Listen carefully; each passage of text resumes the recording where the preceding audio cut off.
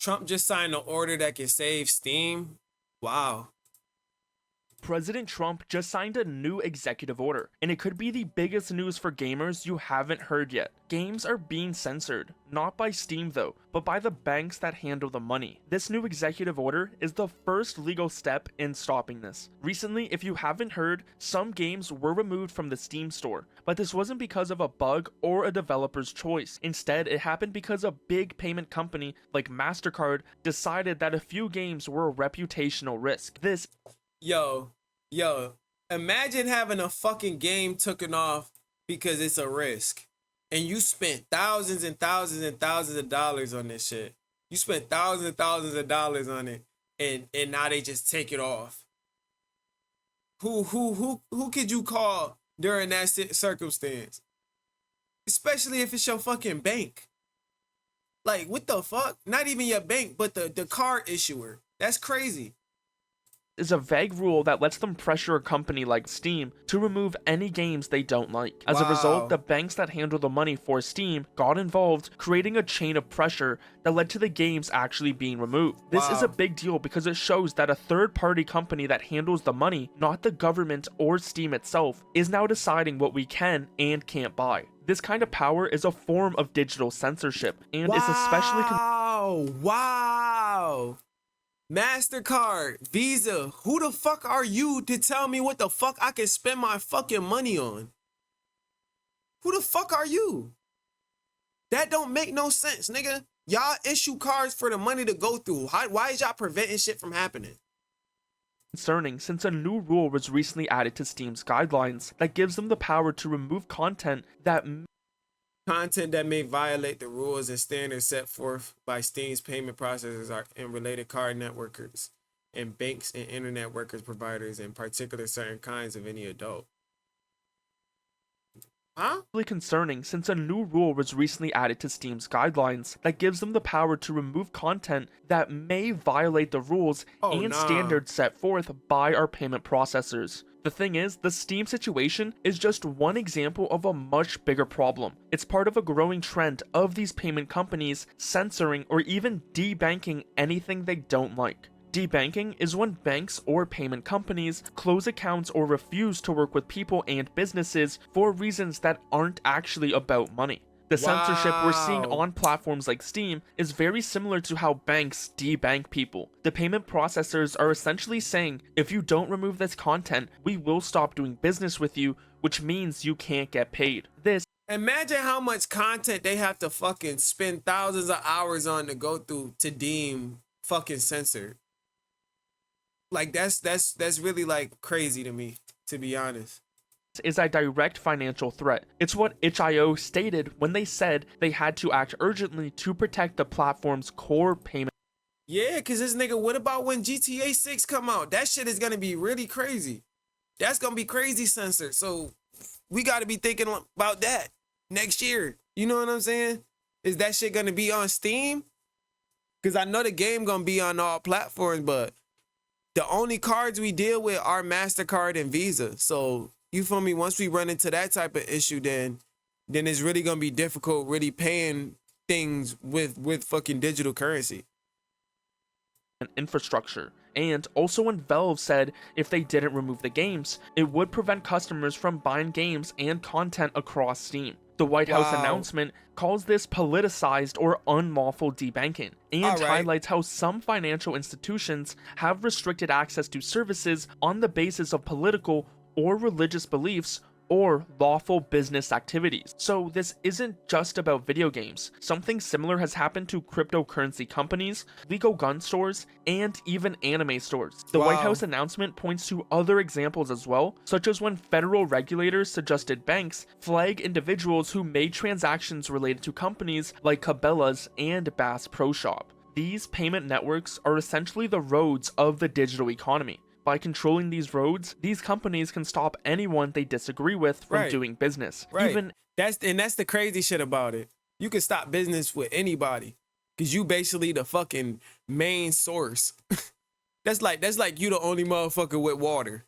Niggas gotta go through you in order to get the motherfucking water, and if you don't want to give them the water because you don't like their religious beliefs, then you ain't getting the shit.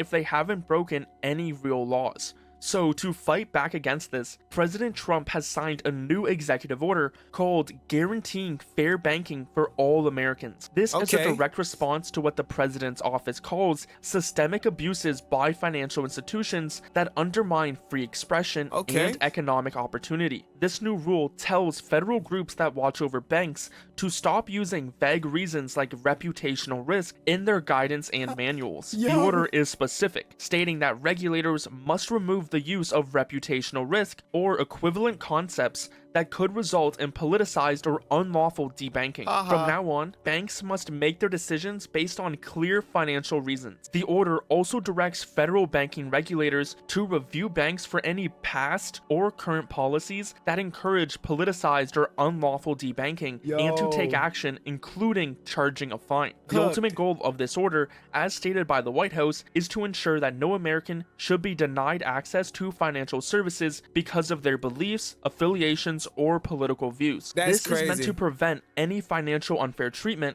and give fair access to banking for all legal businesses and people. So how does this new order connect directly to our problem on Steam? This is where the details of how payments work become really important. As Valve confirmed in their response, MasterCard didn't go directly to Valve and tell them to remove the games. MasterCard communicated with acquiring banks. These are the banks that handle the money for businesses like Steam. MasterCard cited one of its rules, Rule 5.12. That nigga hit they bank issuer.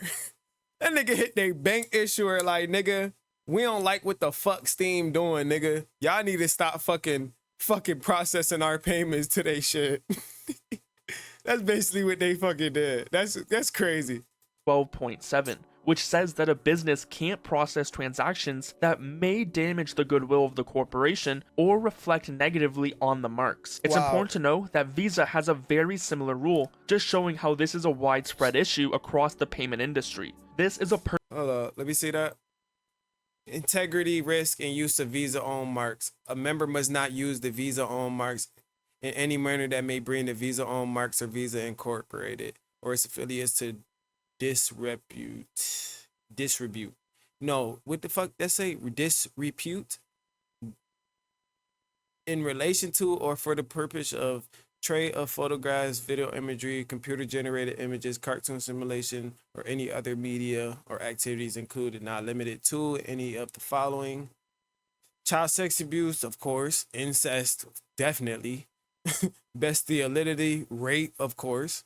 Non-consensual, with whatever the fuck, yeah, whatever that mean. If the nigga beating off or some shit, I guess. This is a widespread issue across the payment industry. This is a perfect example of a vague reputational risk clause. MasterCard didn't have to prove the games were illegal, just that they were a risk to their brand. This was in response to a small number of complaints from the activist group Collective Shout. The acquiring banks, fearing that they would lose their partnership with a major payment network, pressured Valve to remove the games. Valve complied, which is why they weren't pussy. They pussy. Them niggas got shook. Them niggas got shook and fucking cooperated. Bruh. Trump signing that shit, y'all should have rebelled when y'all had the chance. At least tell them they need to come with some fucking proper documentation before they can fucking try and do that shit. Them niggas just bowed. Because they seen a fucking rule. Fully debanked. So the executive order aims to stop this by forcing financial institutions to justify their decisions based on individual, objective, and risk-based analysis. The key difference is simple. Risk-based analysis is about measurable financial threats. Reputational risk is about feelings and public opinion. The new executive order is designed to stop. Yo. Reputational risk is so like nigga, if you have a fucking reputational risk of caring about, like, I understand with the reputational risk, feelings in public opinion. It depends on the type of game. You get what I'm saying? It all depends on the type of situation. You get what I'm saying? I understand certain people don't want to be involved in that type of situation, but you can't stop that shit with gaming. You get what I'm saying? You cannot stop that shit with gaming. Cause niggas not doing no crazy shit with gaming. You know what I'm saying? Not that I've seen.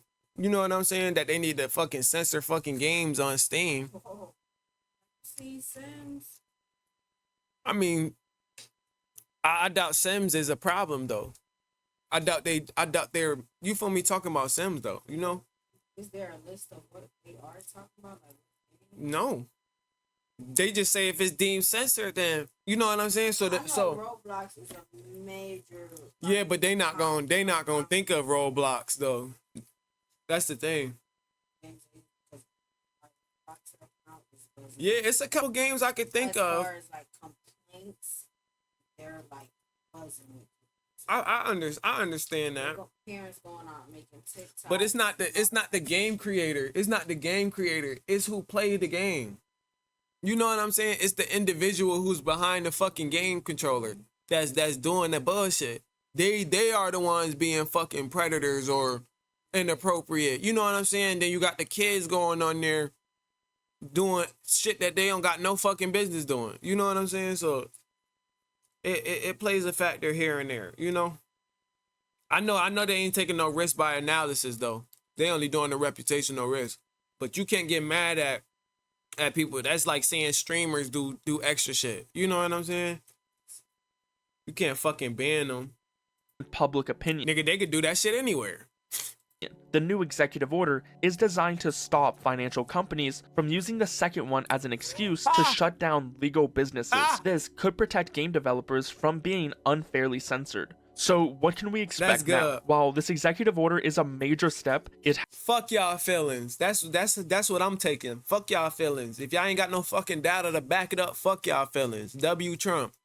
has its limitations. Some might argue that it doesn't mean much because it can't directly regulate companies like MasterCard or Visa. However, the executive order does create a powerful incentive for banks to stop caving to this type of pressure. If an acquiring bank knows that it could be fined by a federal regulator for acting on a reputational risk concern, it's far less likely to do so.